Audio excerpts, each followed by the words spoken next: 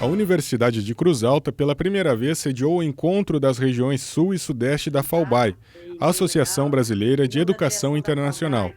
A organização do evento foi da Assessoria de Assuntos Internacionais da Unicruz, com o apoio das demais instituições parceiras. A FAUBAI reúne os gestores e responsáveis por assuntos internacionais, promovendo seminários, workshops e conferências. Nesta edição, o evento foi promovido de forma online e trouxe a discussão sobre a internacionalização da educação superior em tempos de pandemia.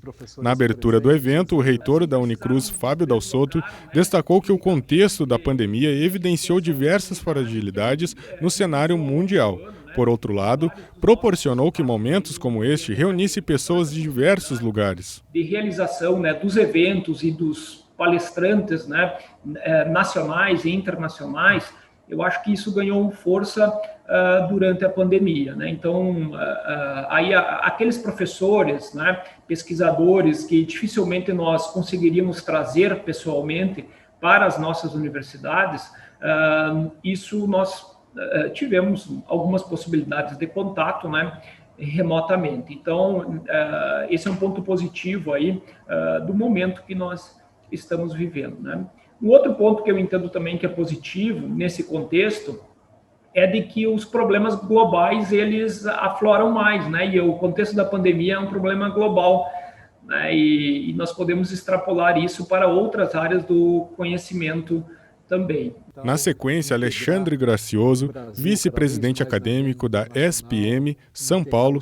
deu as boas-vindas aos representantes das instituições participantes. Em sua fala, abordou a importância da internacionalização nas instituições de ensino superior e ressaltou a importância de explorar as potencialidades das IES brasileiras junto às agências de fomento.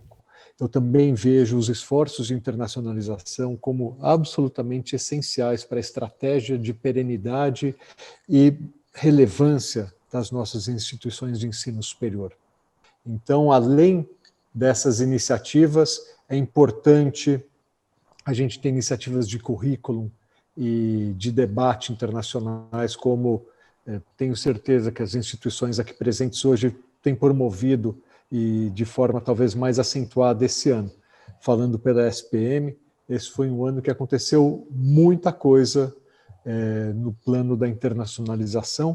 É claro que no plano da internacionalização dos programas, dos debates, da troca de ideias. A vice-presidente da FAUBAI, Eliane Segatti Rios, iniciou a série de palestras com o compartilhamento das ações da FAUBAI, em andamento e futuras frente à pandemia, e como a internacionalização pode vir a conectar as IES brasileiras com as instituições estrangeiras. Na parte da tarde, a programação do encontro teve sequência com bate-papo virtual sobre as boas práticas em rede, o caso REARE, reunião com as regionais e palestras.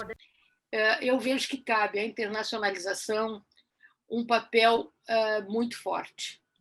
Não somente de nos ligarmos, vamos dizer, quando essa pandemia intermitente diminuir, quando nós tivermos uma vacina, nos ligarmos mais ao mundo inteiro. Isso já vem ocorrendo com todo o desenvolvimento das tecnologias. É muito tranquilo isso. Mas eu acho que muito mais nós temos que construir, e é isso que o desenvolvimento sustentável busca, que nós não terminemos com o nosso planeta. E que nós possamos construir um momento civilizatório que nos leve à paz, que nos leve a repartir, e que isso hoje a gente não vê. Há tentativas inúmeras, mas como é que nós vamos fazer isso? E eu vejo que se nós tivermos uma internacionalização intercultural, com respeito ao outro, não é simplesmente aceitar, é respeitar o outro. Porque todo contexto desfavorável, você pode e tem alguma coisa bacana. O que significa dizer, pessoal que está na região de fronteiras, porque aqui a gente atravessa a rua, está no outro país, e a gente não entende isso como internacionalização. Nós aqui falamos um portunhol, e a gente não entende isso como sendo bilíngue, binacional, região de fronteira. E eu tentei mostrar para eles exatamente ao contrário, todo o potencial de internacionalização que eles têm. Então, eu acho, Lívia, que isso cabe em discussões fortíssimas, pesadas, no âmbito do nosso país, de conseguir provocar autoridades, de conseguir provocar as nossas universidades, de provocar, por exemplo, a BMS, a Lívia, não, está aqui ela, de conseguir provocar a BMS, os conselhos de reitores, o CRIA, o CEGRIFES, enfim, para pensarmos de que maneira a gente pode pensar numa internacionalização que consiga elevar um pouquinho, não o comparecimento de 36 no CapSprint, porque as boas continuam sendo maravilhosas. Né? Exato. Um pouco mais inclusiva. Exatamente. As boas vão continuar sendo maravilhosas e as que não têm condições vão continuar nadando para conseguir um espacinho para poder comparecer nesses editais. E a gente acaba desistindo, porque já sabe que não vai ganhar. Então é o discurso do coitadinho, mas ele está revestido de um peso, de um lamento tão profundo, e que nós temos que analisar qual é a situação das instituições. A FAUBAI, ela abrange, né, um leque bem maior de instituições. Eu vejo que o Impact Ranking é uma grande oportunidade para todas essas instituições participarem, né? Porque ela não tem aquela condição de contorno que é 1.000 artigos nos 4 últimos 5 anos e pelo menos 150 artigos publicados por ano. Muitas instituições não atingem esse nível, esse patamar. E o Impact Ranking não tem esse problema. Então, é uma maneira da instituição participar de um ranking desse tipo, né? Mas, assim, o jeito de calcular ele é muito parecido com os internacionais, são os mesmos padrões, mais ou menos, né? O QS e o THE não tem muitas diferenças, né? Só é um ranking brasileiro, talvez os pesos sejam diferentes, mas ele não é muito diferente nesse aspecto, né?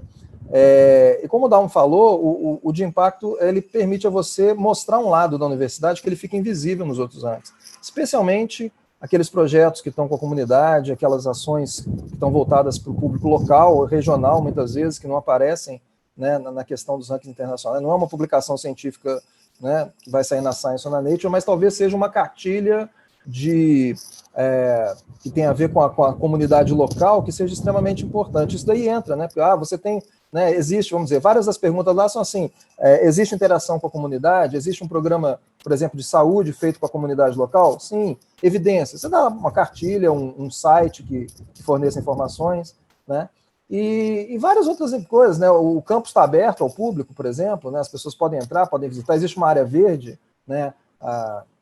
A instituição tem uma área verde, tem um parque, ela tem uma área, né, que preserva um pouco de natureza, ela tem um teatro, ela tem um cinema, ela tem uma galeria de arte que as pessoas possam visitar, é de graça, é pago. Então essas informações, elas não entram nos outros rankings. É claro, eles estão ainda trabalhando muito a questão metodológica, é muito difícil de medir essas coisas, de quantificar esse tipo de coisa. Mas eles tentaram, eu acho que é uma tentativa interessante de quantificar todas essas facetas que as universidades têm, e como assim, as grandes têm várias facetas, mas as pequenas, talvez elas não tenham muitas facetas, mas elas às vezes são muito fortes em algumas facetas, né, em algumas áreas, né? Então uma faculdade de Direito é muito forte, pode ser muito forte na área de Direito, pode não ter nada de Medicina, nada de Física, mas ela pode ser extremamente forte em Direito, ela pode ter um serviço de aconselhamento jurídico para a comunidade, ela pode ter uma pós-graduação, entendeu? Então ela pode ser muito forte naquela área e pode prestar um serviço. Então,